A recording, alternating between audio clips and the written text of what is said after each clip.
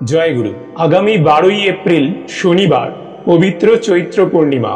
এই দিন ভুলেও খাবেন না এই তিনটি সবজি। রোগের জ্বালা, চরম অশান্তি, আর্থিক কষ্ট এবং সংসারে দুর্ভাগ্য আসবেই। চৈত্র পূর্ণিমার এই পবিত্র দিনে পালিত হবে ভগবান রামের শ্রেষ্ঠ ভক্ত হনুমানজির জন্মোৎসব। সনাতন হিন্দু ধর্মে হনুমানজি অত্যন্ত শ্রদ্ধেয় দেবতা। তিনি বীরত্ব, ভক্তি, সাহস ও শুদ্ধতার প্রতীক। তার জন্ম ও জীবনের ইতিহাস অত্যন্ত চমকপ্রদ ও অলৌকিক। হনুমান ছিলেন অঞ্জনা ও কেশরী নামক এক বানর দম্পতির পুত্র।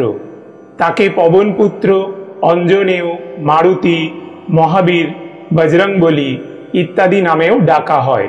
তিনি হলেন ভগবান শিবের অংশ এবং ভগবান রামের অনন্য ভক্ত। অনেকেই এই বিশেষ পূর্ণিমায় হনুমানজির পুজো এবং নানান ধরনের শুভ কাজ করে থাকেন। আবার অনেকের বাড়িতে এই দিনে সত্যনারায়ণের পুজো হয়। এবছর চৈত্র পূর্ণিমার পুণ্যতিথির দিনটি পড়েছে শনিবারে। সেই দিক থেকে এবারের চৈত্র পূর্ণিমা তিথি খুবই গুরুত্বপূর্ণ। এই পূর্ণিমায় স্নান ও দানের বিশেষ মাহাত্ম্য রয়েছে। অন্যদিকে জ্যোতিষশাস্ত্র মতেও শনির দশা ও বাস্তুদোষ আর গ্রহদোষের প্রতিকার এবং দান করার জন্য চৈত্র পূর্ণিমার দিনটি বিশেষভাবে উল্লেখযোগ্য। নমস্কার বন্ধুরা, আজকের নতুন পর্বে আপনাদের সকলকে স্বাগত জানাই। আজ আমরা জানব স্বয়ং ভগবান কৃষ্ণের বলা চৈত্র পূর্ণিমার দিন কোন কোন তিনটি সবজি খাওয়া উচিত নয়।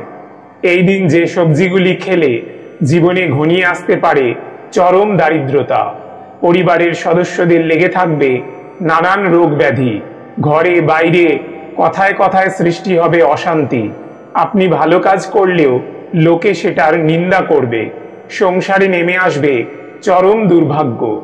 আপনি চৈত্র পূর্ণিমা বা হনুমান জয়ন্তীর ব্রত পালন করুন অথবা না করুন, কিন্তু এই দিন অবশ্যই শাস্ত্র অনুসারে নিষিদ্ধ খাবারগুলি এড়িয়ে চলুন। তাহলে শনির দোষ কেটে যাবে, বাস্তু দোষ দূর হবে এবং আপনি আর আপনার পরিবার সুরক্ষিত থাকবেন, সুস্থ থাকবেন।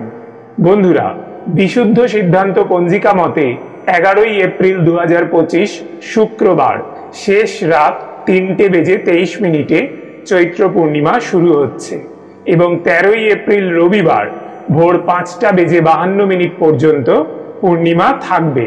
সুতরাং 12ই এপ্রিল শনিবার সারা দিন ও সারা রাত পূর্ণিমা থাকবে এবং এই দিন অর্থাৎ 12ই এপ্রিল শনিবার চৈত্র পূর্ণিমার ব্রত, উপবাস, নিশি পালন, সত্যনারায়ণ পূজা এবং হনুমান জয়ন্তী পালিত হবে।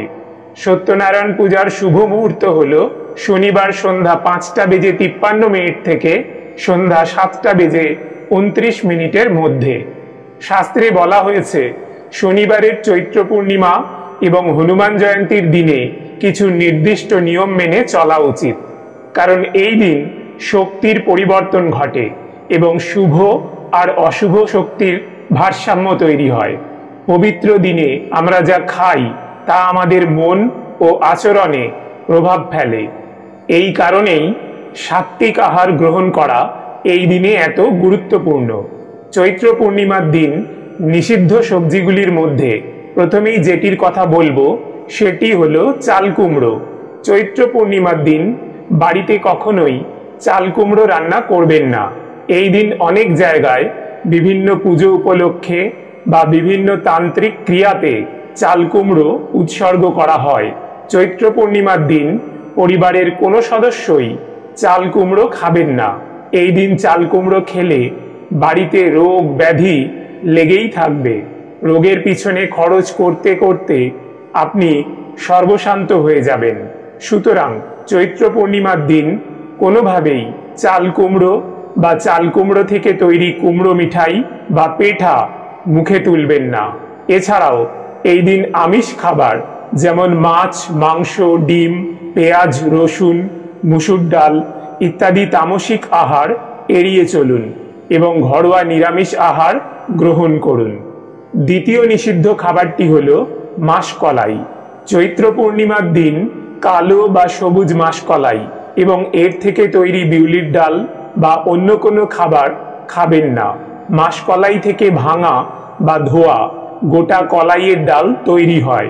এই দু ধরনের ডাল খাওয়া এড়িয়ে চলুন। এই দিন ঘরে বা বাইরে বিউলির ডাল দিয়ে তৈরি বড়ি, রসবড়া, কচুরি, ধোসা প্রভৃতি খাবার এড়িয়ে চলুন। এছাড়া কোনো প্রকার নেশা জাতীয় কোনো খাবার এই দিন গ্রহণ করবেন না। এবং এই দিন যেহেতু মহাবীর হনুমানজির জন্মতিথি, তাই এই দিন কোনো পোড়া খাবার খাবেন না। বন্ধুরা, চৈত্র পূর্ণিমা বাংলা বছরের শেষ পূর্ণিমা। চৈত্র পূর্ণিমা মানেই নতুন সূচনা, নতুন আশীর্বাদ। এই দিনটি হিন্দু ধর্মে অত্যন্ত পবিত্র ও মহিমাময়। এই পূর্ণিমাতেই অনেকে গঙ্গা স্নান করেন এবং হনুমান জয়ন্তীও এই দিনেই পালিত হয়। চৈত্র পূর্ণিমা তিথিতে সত্যনারায়ণ পুজো এবং ব্রতের মাধ্যমে জীবনে সুখ, শান্তি ও সমৃদ্ধি আসে। পুরাণ মতে এই দিনেই পিতামহ ব্রহ্মা সৃষ্টি কার্য শেষ করেন এবং নবযুগের সূচনা হয়।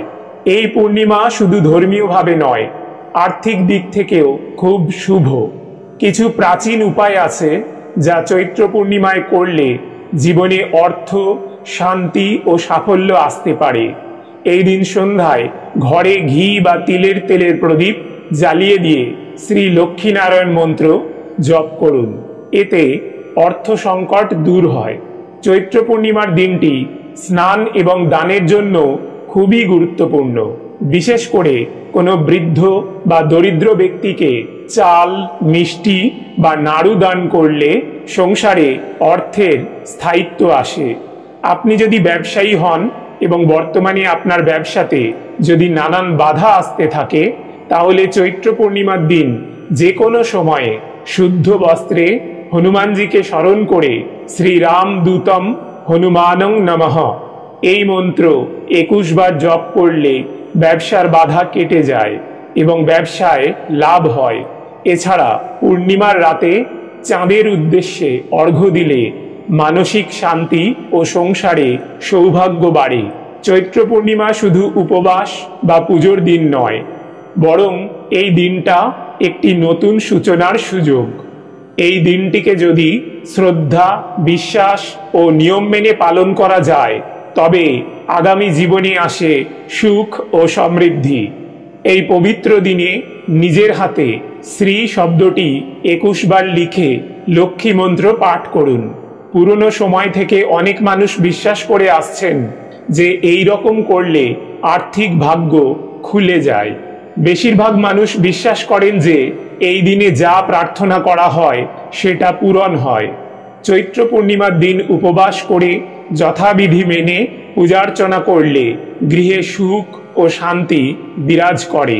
পাশাপাশি এই দিন সত্যনারায়ণের কথা শ্রবণ করাও অত্যন্ত শুভ বলে মনে করা হয়। চৈত্র পূর্ণিমার দিন গঙ্গা স্নানেও একই ফল পাওয়া যায়। জীবনে সুখ এবং সৌভাগ্যের বৃদ্ধি হয়।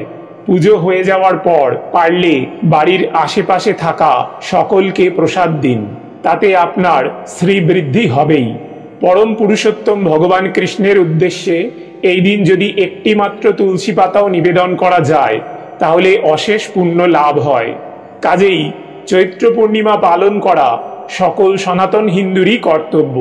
এই দিন নিরন্তর ভগবানের নাম স্মরণ ও শ্রবণ কীর্তনের মাধ্যমে অতিবাহিত করতে হয় এবং এই দিন ঝগড়া, বিবাদ, মিথ্যা কথা, প্রতারণা, ক্রোধ, পরচর্চা, পরনিন্দা ও সহবাস সম্পূর্ণরূপে নিষিদ্ধ। শাস্ত্র অনুসারে চৈত্র পূর্ণিমার দিন তৃতীয় যে সবজিটি খেতে নিষেধ করা হয়েছে সেটি হলো কুমড়ো। এই দিন বাড়িতে কখনোই কুমড়ো রান্না করবেন না। পরিবারের কোনো সদস্যই চৈত্র পূর্ণিমার দিন কুমড়ো খাবেন না।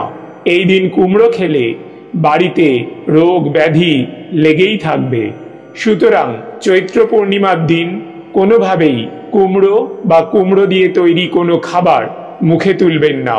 এছাড়া এই দিন চুলদাড়ি কাটা ও নখ কাটা নিষিদ্ধ। বন্ধুরা, আশা করি ভিডিওটি আপনাদের সামান্য হলেও উপকারে আসবে। ভগবান কৃষ্ণ এবং হনুমানজির কৃপায় আপনারা সবাই ভালো থাকুন, সুস্থ থাকুন, এই প্রার্থনা করি। আজ তাহলে এখানেই ইতি করলাম। জয় ভগবান কৃষ্ণ, জয় মহাবীর, জয় গুরু।